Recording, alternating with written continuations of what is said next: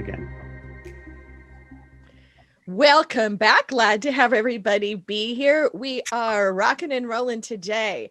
Again, if you're in Hopin, you're finding us on the main stage. If you need to go astray out of Hopin, go find us at amplifymusic.org at the live stream. So I am excited. This is one of our best supporters, especially that Majestic Collaborations was hip deep with us this time last year when we put this program together.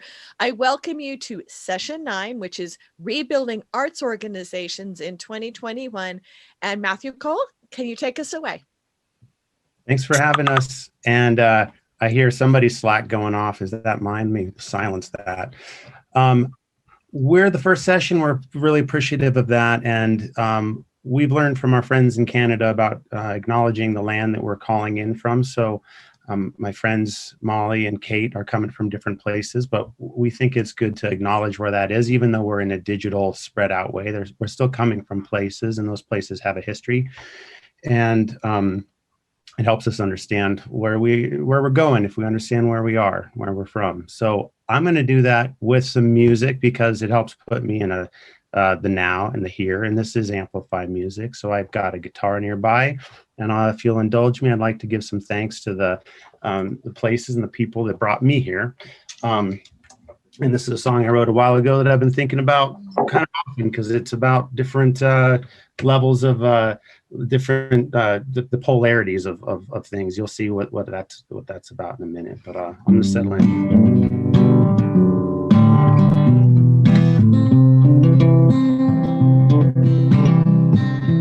Coming to you from Denver, Colorado, the home of the Cheyenne, Ute, and Arapaho tribes, giving the acknowledgement to elders, past, present, and future. Denver's home to 5 Points neighborhood, known as the Harlem of the West, Cleo Parker Robinson, West Denver, Centro Su Teatro Chicano Music Awards, and Tony Garcia, Red Rocks Amphitheater, Lisa Gidgadas, who brought me here, introduced me to Storm Glore and his wonderful students, Kenzie and Cassie and Janae and Elisha. Met Gigi through those folks too. Tom Clareson with Performing Arts Readiness, and Jan Newcomb introduced me to Mollie Quinlan-Hayes, who's on this panel today. Michael Bracey and Don Pitts from DC and Austin. Michael Orlov, Kate Becker, and Reed Wick. And then the Shane and those Music Cities people. Kate Durio was on this call today. We're going to talk about resilience, and here's a song about that. Could fall into you, no reservation, and I want to give into you. Do you need explanation? Like I am drawn into you by morbid curiosity. You got this mass communication, utter honesty. And I can't hold too tight, gotta let it go. It seems by now you gotta know we've been patient for so long. And the love I got for you was fairly natural. And it's like the northern lights or a tornado.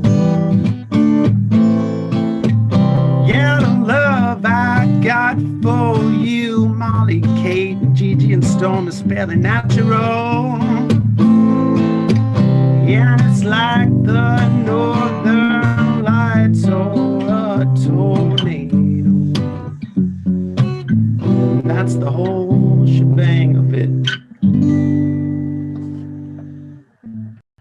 Without further ado, I'll just finish introducing by saying the Performing Arts Readiness Group was put together several years ago after some Big storms wrecked the eastern seaboard, and the Andrew Mellon Foundation said, with good planning, we could help these goals get these harms get mitigated.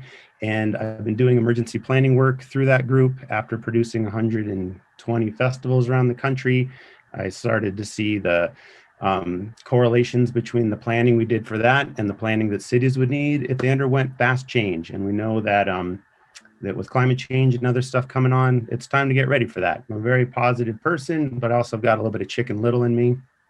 And that makes me feel like this is the work I've been called to do. There's kindred spirit in that with Mollie, Quinlan-Hayes. And of course, Kate Durio and her group know all about the power of music to help communicate things in these hard times, and good times and happy times. So we're going to talk about this in arts organizations from a couple of perspectives today. And in fact, they're sort of polar in some ways, like a northern lights and a tornado. These are the sort of things that we have on Earth in these good times and bad times. And we've all gone through a lot this year. So Mollie, would you talk a little bit about, I said you're a Swiss Army knife, you know, but what blades are we working on today? Scissors or toothpicks? Sure. Well, thank you. Good morning, everyone. I'm Mollie Quinlan-Hayes, and as Matthew mentioned, I'm kind of representing a triumvirate of arts service organizations today, the Performing Arts Readiness Project, the National Coalition for Arts Preparedness and Emergency Response, known to its friends as NCAPER, and Arts Ready, a national initiative out of South Arts. And all of us are trying to help the arts community, artists, individual artists, as well as organizations become more resilient and create a better national safety net for whatever kind of crisis folks experience. And I'm speaking to you from North Georgia, the ancestral lands of the Eastern Cherokee and the Lower Muskogee Creek people. And thank you, Matthew, for starting us off with a reminder that as much as we're going to yabber and talk for 30 minutes, it's all about the music. So thank you for starting us there. We, as we kind of prepare for the session, talked about the last year has really been a time of arts organizations doing a lot of resetting and in a lot of different ways. And as we talk today, I'd like to explore some of the ways that we've seen that happen in ways that are productive and healthy. And I would say so much of that has been about looking outside of the organization and connecting with communities. And I know we're going to talk about that. And as Kate talks about how we can build back better, how we do those outside connections and collaborations. And I also hope we'll talk about the fact that this has been a time, hopefully, for a lot of self-reflection and really some existential conversations and reflections. And for some organizations, that's meant some rebirth. For others, it's meant a time to think about what that future might look like and how the life cycle might be in different places, you know, up or regenerating, or even looking at some endings. And so we want to be able to have that conversation today in ways that we can help organizations wherever they are in that cycle to do those next steps in a way that's healthy and respectful and celebratory. I'll pause there and toss it to Matthew or to Kate. Yep, I'm really excited that Kate was able to join us. We first met in Lafayette, Louisiana, when Music Cities was there, and she worked for the city government and that's there. And I might even pull up a picture here in a minute of us hanging out in the crowd back when there was concerts. But they are so lucky to have her as their executive director now, and for North America, our CEO, some initials.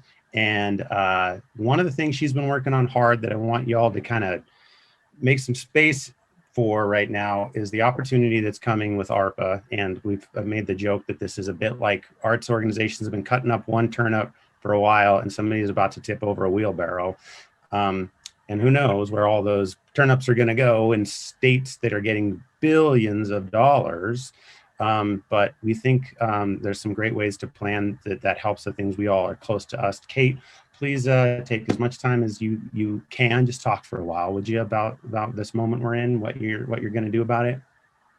Sure. Yeah. Thank you for having me. Good morning, everyone. I still am in Lafayette, Louisiana. I'm from here, moved away and came home, and I'll follow Mollie and Matt's lead and say that I'm in the home of Cajun and Creole cultures here in Lafayette, as well as in Lafayette, the middle of the Takapa territory here. So we're, you know, we have been with Sound Diplomacy working so hard to celebrate music in a way that we all miss it. We know that this is something that we haven't been able to experience for so long.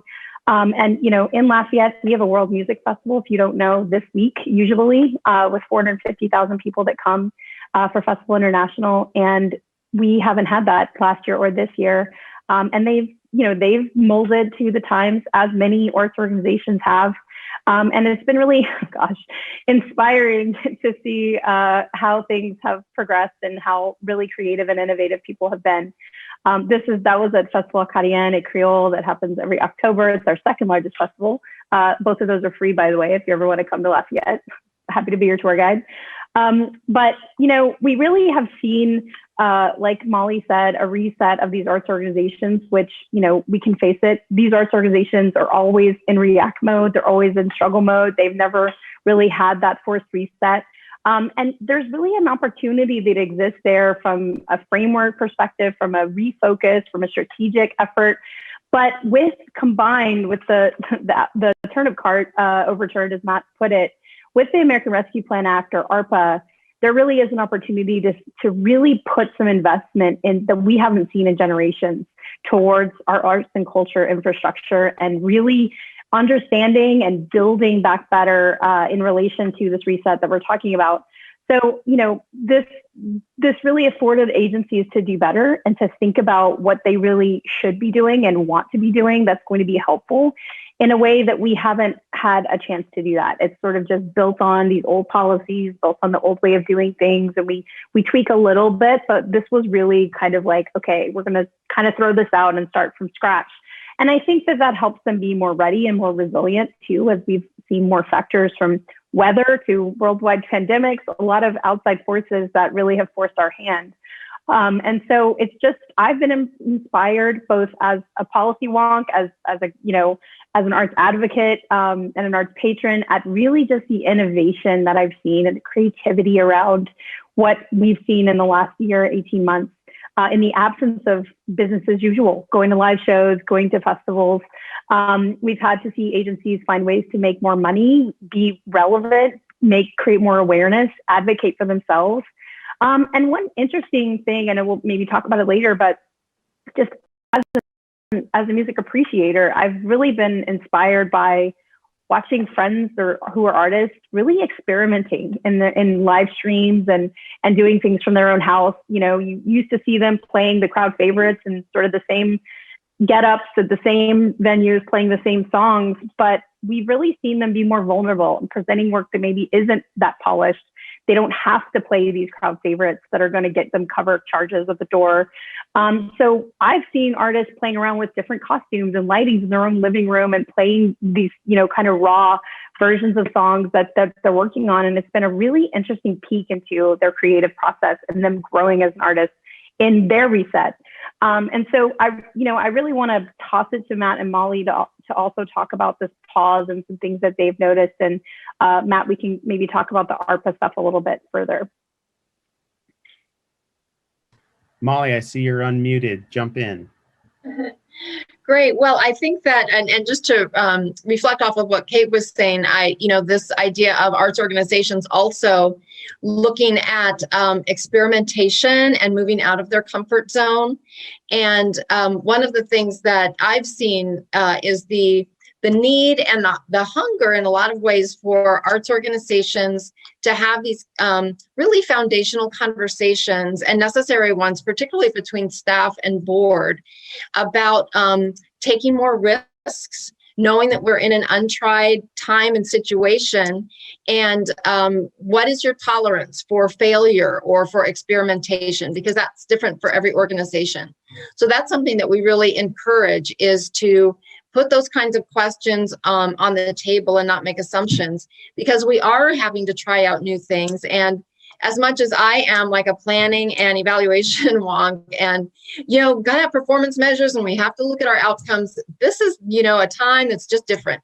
And we're going to have to try out new things. And I was really taken earlier this year. I did another conference with Matthew for Folk Alliance International, and they talked to their organizational members across the world about this idea of, have you tried new things? What has that been like? And like half of them said, we tried something new. We didn't know what the outcome was going to be, but the effect it had on our people in terms of their morale and their satisfaction at just being able to step out there into the community and try something together was worth it. So many things that go beyond, revenue or measurements or anything like that. So that's something that we are seeing as a really healthy piece, I think, is to step into that unknown, not knowing exactly what you're going to get out of it. But also you need to have candid conversations about what your threshold is, especially if you're, risking financial assets or other kinds of things of value. So yes, it was so cool to see you and Jan Newcomb from NCAPER, that's the National Coalitions for Art Preparedness and Response, talking about this kind of recentering your organization and what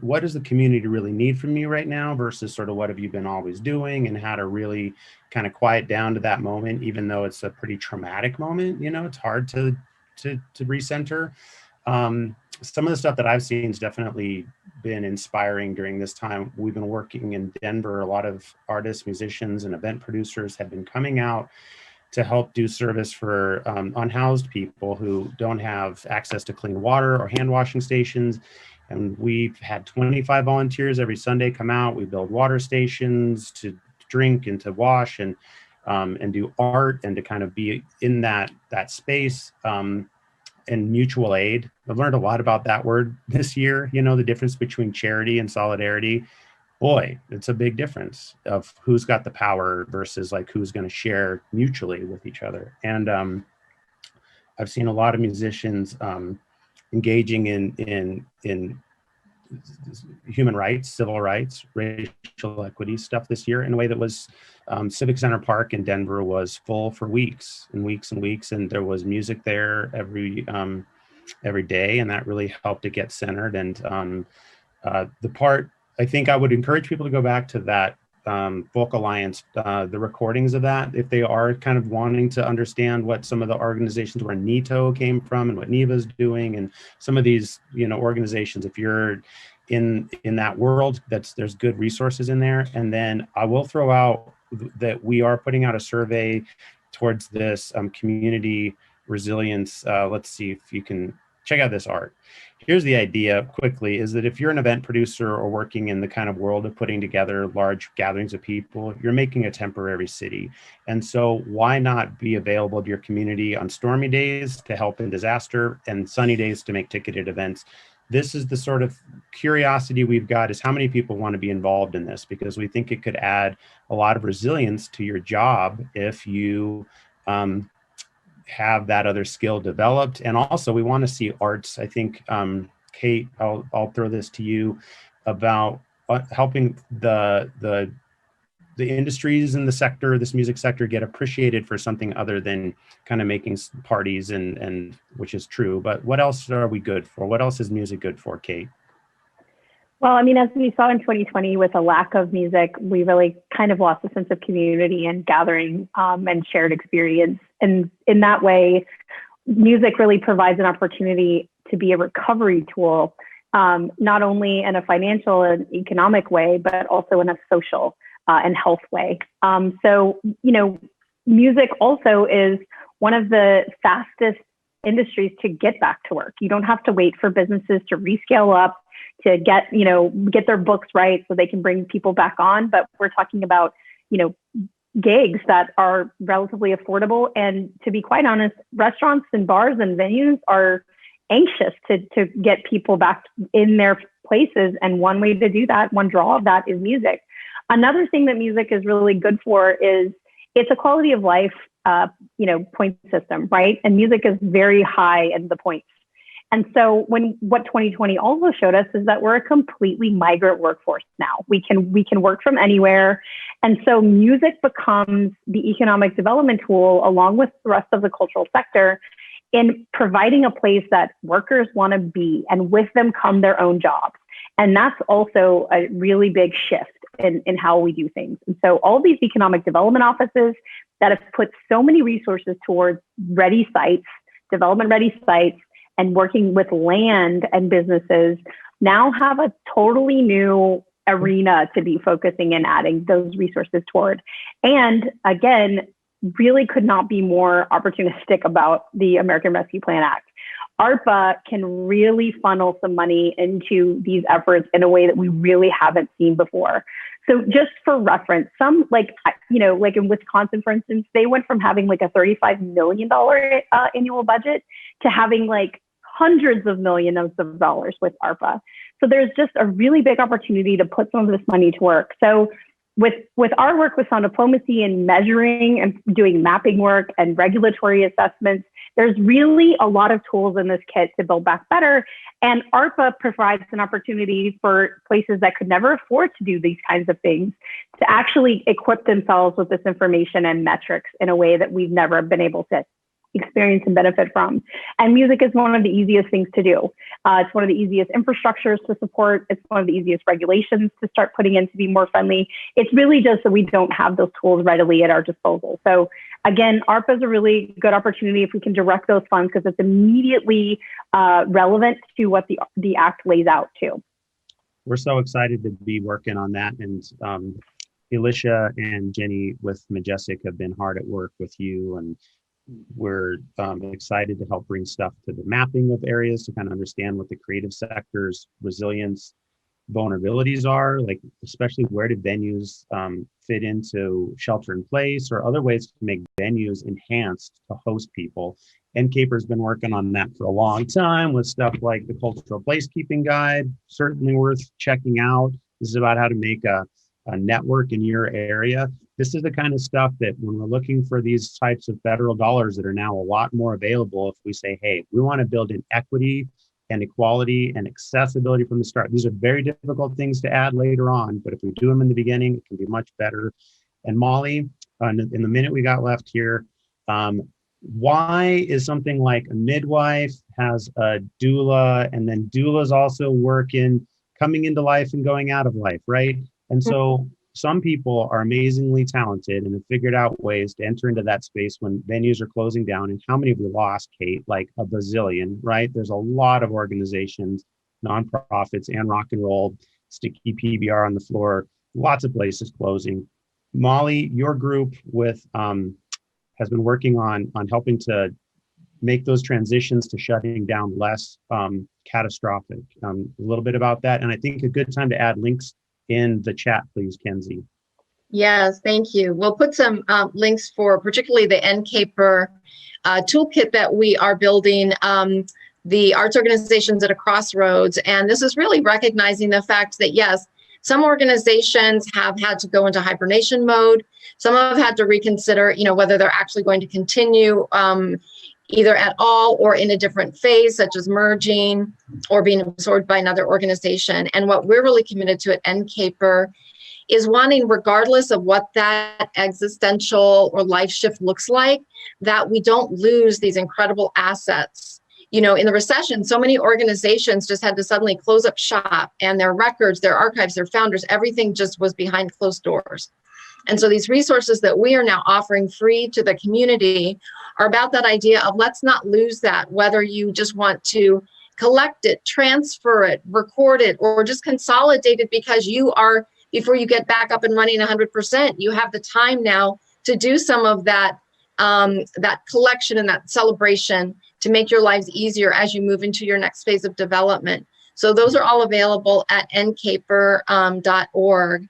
And I also just want to take 30 seconds to channel Malcolm White, this incredible former director of the Mississippi Arts Commission, who after Katrina was so a driver at a state level and a national level, and saying, our communities can't come back until the arts and the culture and the music and the story comes back.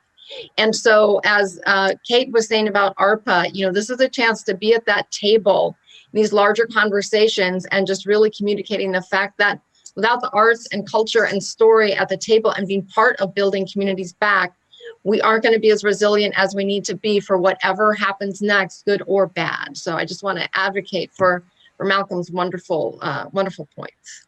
Thank you both so much. Thanks, Storm, and your wonderful cadre, and Gigi and your folks who put this together. It's a heavy lift, and we'll have some links for you if you're interested in doing any of these classes through Performing Arts Readiness.